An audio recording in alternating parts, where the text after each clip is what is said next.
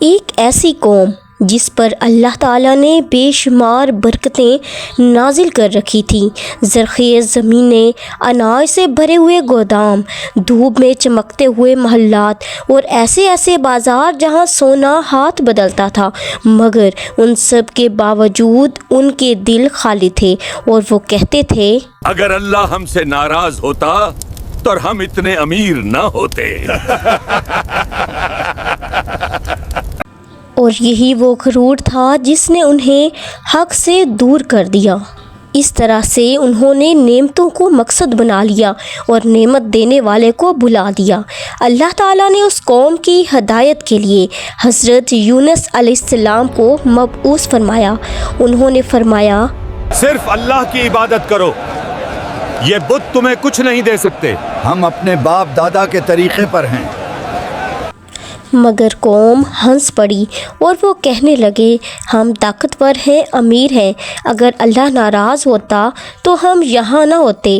وہ بتوں کی عبادت کرتے تھے اور کہتے تھے، یہ ہمارے معبود ہیں،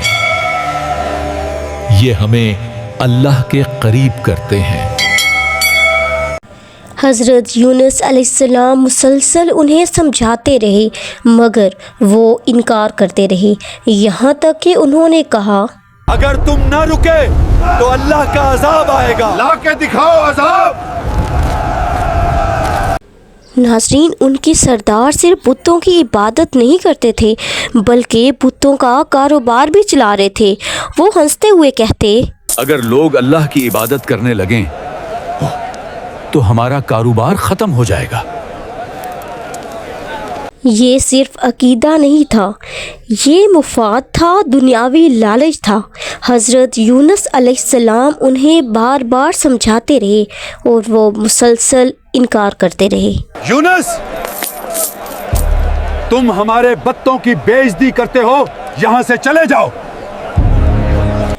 اور آخر کار حضرت یونس علیہ السلام شہر چھوڑ کر چلے گئے بغیر اللہ کے حکم کا انتظار کیے۔ یہی وہ لمحہ تھا جب آزمائش شروع ہوئی۔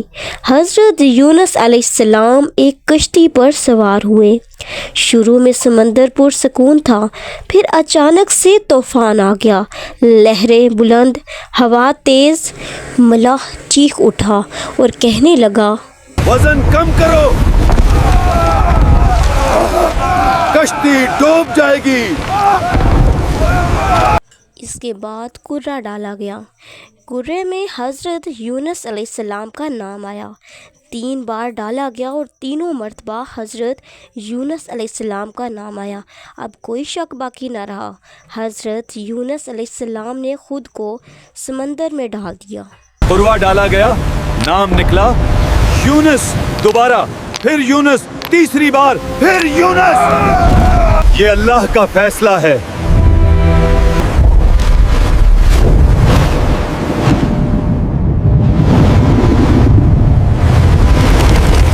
جیسے ہی حضرت یونس علیہ السلام نے سمندر میں چھلانگ لگائی تو ایک عظیم مچھلی نے انہیں نگل لیا۔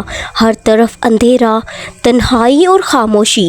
وہاں حضرت یونس علیہ السلام نے پکارا، لا الہ الا انت سبحانک انی کنت من الظالمین۔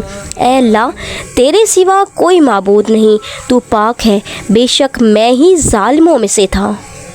ناظرین، اللہ تعالیٰ نے مچھلی کو حکم دیا کہ یونس علیہ السلام کو نقصان نہ پہنچائے۔ چند دن کے بعد مچھلی نے انہیں ساحل پر چھوڑ دیا۔ تقریباً 3 دن کے بعد وہ کمزور تھے مگر زندہ تھے۔ اللہ تعالیٰ نے ان کے لیے درخت اگایا، سایہ دیا، غذا دی اور شفا دی۔ اس کے بعد حضرت یونس علیہ السلام نے اللہ تعالیٰ سے سچی توبہ کی اور اپنی غلطی کا اعتراف کیا۔ یہ دراصل ان کی توبہ تھی جس میں انہوں نے اپنی غلطی کو مانا اور اللہ تعالیٰ کی پاکی بیان کی۔ انہوں نے سچی توبہ کی اور آئندہ کے لیے صبر اور اطاعت کا عہد کیا۔ اور دوسری طرف نینوا کی قوم پر عذاب کے آثار ظاہر ہوئے۔ آسمان سیاہ ہو گیا، ہوا تیز، بجلی چمکنے لگی۔ اب انہیں اپنی غلطی کا احساس ہوا۔ اے اللہ، ہمیں معاف کر دے، اللہ نے ان کی توبہ قبول کر لی۔ اس طرح سے انہوں نے سچی توبہ کر لی، اللہ تعالیٰ نے ان کی توبہ بھی قبول کر لی، عذاب ٹل گیا، شہر بچ گیا، زندگی واپس آ گئی۔ یہ وہ قوم ہے جسے اللہ نے ایمان اور توبہ کی وجہ سے بچا لیا۔ جب حضرت یونس علیہ السلام صحت یاب ہوئے تو واپس وہ اپنی قوم کے پاس آئے۔ وہی لوگ جو پہلے ہنستے تھے اب رو رہے تھے اور ایمان لا ہم چکے تھے۔ ایمان لے آئے ہیں۔